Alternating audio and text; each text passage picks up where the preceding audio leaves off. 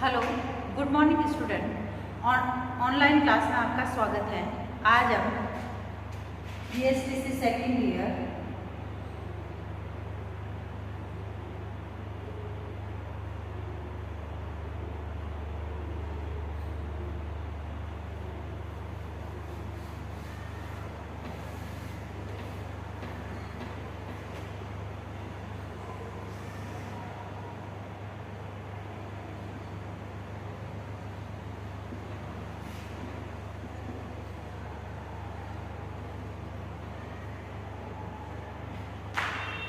BSTC second year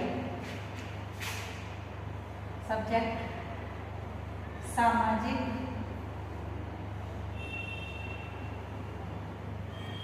विज्ञान।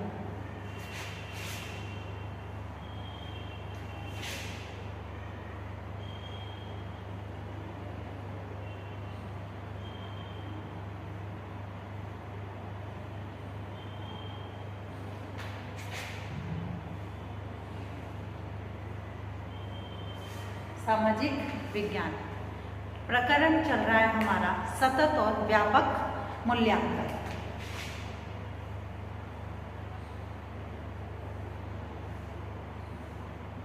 सतत एवं व्यापक मूल्यांकन, जिसमें हमने इससे पहले वाले वीडियो में सतत एवं व्यापक मूल्यांकन के अर्थ के बारे में अध्ययन किया।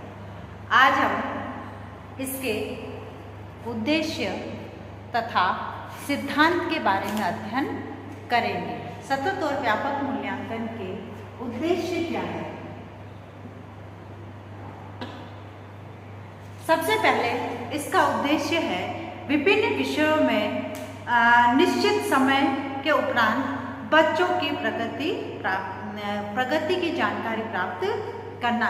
यानी जो भी विषय है जैसे हिंदी, गणित, इंग्लिश या फिर अन्य जो गतिविधि है उससे संबंधित एक निश्चित समय जो होता है उसके बाद बच्चों की प्रगति यानी बच्चों की उपलब्धि है, बच्चों ने कितना अचीव किया है, कितना सीखा है, उसके बारे में ज्ञात करना, उनकी जानकारी प्राप्त करना, प्रगति की जांच करना। जिस प्रकार से हम बच्चों के एग्ज़ाम लेने के बाद उनकी योग्यता को निर्धारित करते हैं, उसी प्रकार सतत और व्यापक मूल्यांकन से हम जो है बच्चों की प्रगति की जांच करते हैं। उसके बाद है बच्चों के व्यवहार में हुए परिवर्तन का पता लगाना। सबसे पहला प्रगति की जांच, दूसरा है व्यवहार में परिवर्तन। व्यवहार में हो रहे या व्यवहार में जो परिवर्तन हुए उन परिवर्तनों की जांच करना। फिर तीसरा जो है वह है अधिक उपयुक्त तरीकों के आधार पर अध्यापन और सीखने की स्थितियों की योजना बनाना कि किस प्रकार से बच्चों को अधिक से अधिक सिखाया जा सके, योजना बनाना।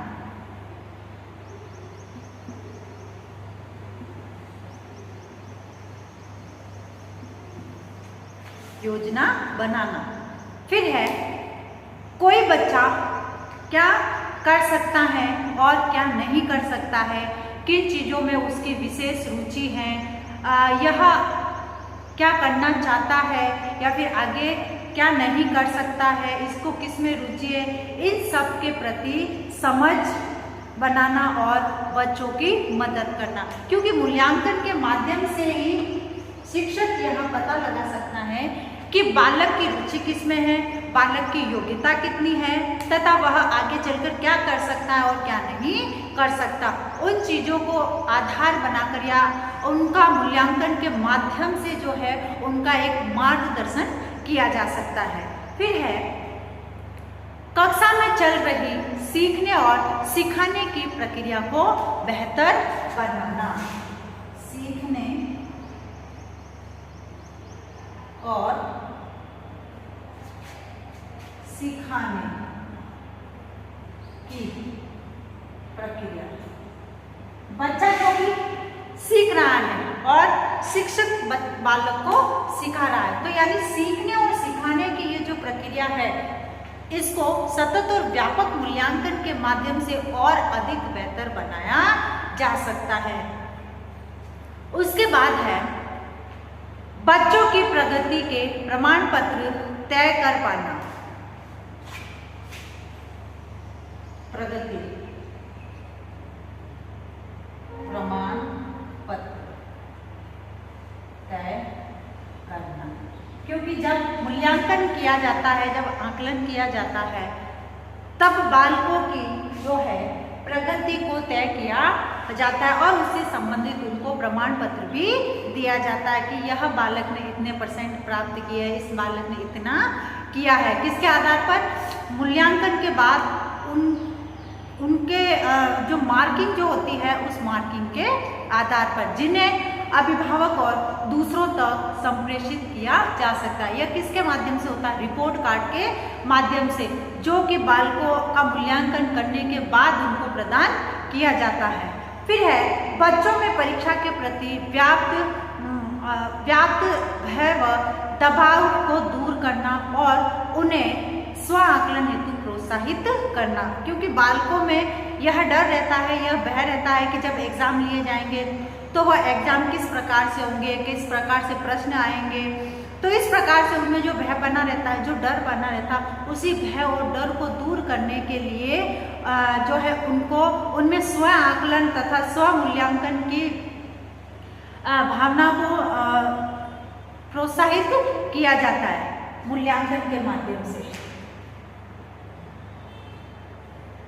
स्व आकलन यानी इसके माध्यम से वो खुद का आकलन कर सकते हैं कि उन्होंने कितना किया है।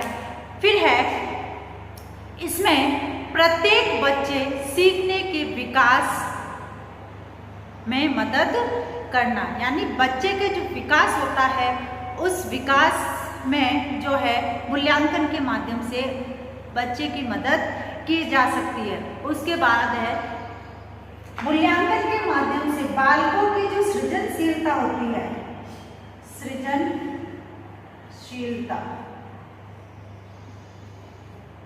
इससे बालकों की सृजनशीलता को बढ़ावा दिया जा सकता है।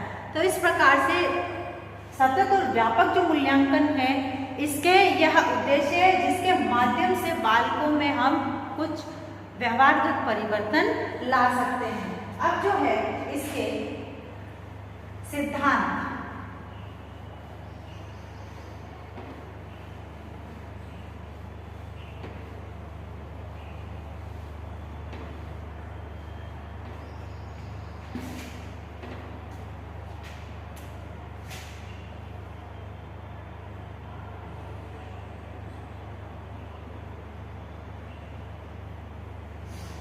अब सतत और व्यापक मूल्यांकन के सिद्धांतों के अंतर्गत सबसे पहले है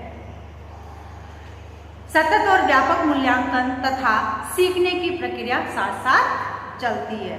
यानी सीखना और मूल्यांकन, सतत और व्यापक जो मूल्यांकन है, यह प्रक्रिया दोनों साथ साथ चलती है, जिनमें बच्चे को सीखने के पर्याप्त अवसर उपलब्ध कराए जाते हैं, बाद ही उनका मूल्यांकन किया जाता है। क्योंकि जब हम बालकों का मूल्यांकन लेते हैं तो उससे पहले उनको सिखाया जाता है, तो सिखाने के पश्चात उनका मूल्यांकन लिया जाता है। फिर ये तय किया जाता है कि बालकों ने कितना सीखा है। उसके बाद दूसरा है सतत एवं व्यापक मूल्यांकन में बच्चों की प्रगति की तुलना करके उनके स्वयं की पिछली प्रगति जो है ज्ञात की जाती है, न कि अन्य बच्चों की प्रगति से। यानी जब मूल्यांकन, सतत और व्यापक मूल्यांकन जब बच्चों का लिया जाता है, उनकी जो स्वयं की जो पिछली जो प्रगति है, उन्होंने पीछे जो उनका रिजल्ट कैसा रहा उसको ज्ञात किया जाता है, न कि अन्य बच्चों में उनके साथ तुलना की जाती है। फिर है सतत और व्यापक मूल्यांकन में बच्चे के सीखने की गति एवं क्षमता के अनुसार अलग अलग गतिविधियों का उपयोग किया जाता है। जब ये पता चलता है शिक्षक को मूल्यांकन के माध्यम से कि बालक किस प्रकार से सीख सकता है, किसमें रुचि रखता है, तो उसी के आधार पर जो है बालकों के लिए उसी प्रकार की गतिविधियां तैयार की जाती है, जिससे कि बालक जो है अधिक से अधिक सीख सके। तो इस प्रकार से सतत और व्यापक मूल्यांकन के उद्देश्य तथा सिद्धांत बताए गए। अब आज का आपका गृह कार्य है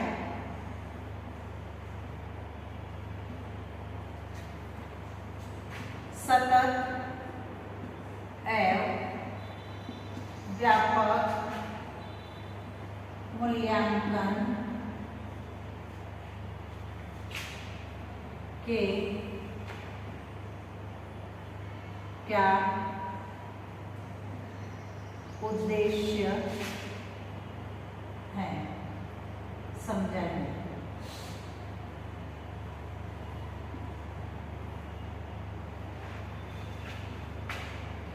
अब एक विशेष बात, जैसे कि देश के अंदर कोरोना जैसी महामारी भयंकर रूप से फैल रही है, अतः इससे बचाव हेतु हमें उपाय करने हैं और उन्हीं छोटे छोटे उपायों द्वारा हम इस कोरोना जैसी महामारी से निजात पा सकते हैं, स्वस्थ रह सकते हैं। हाथों को सैनिटाइज करें, मुंह पर मास्क लगाएं, सोशल डिस्टेंस का ध्यान रखें। स्वस्थ रहे, सुरक्षित रहे। धन्यवाद।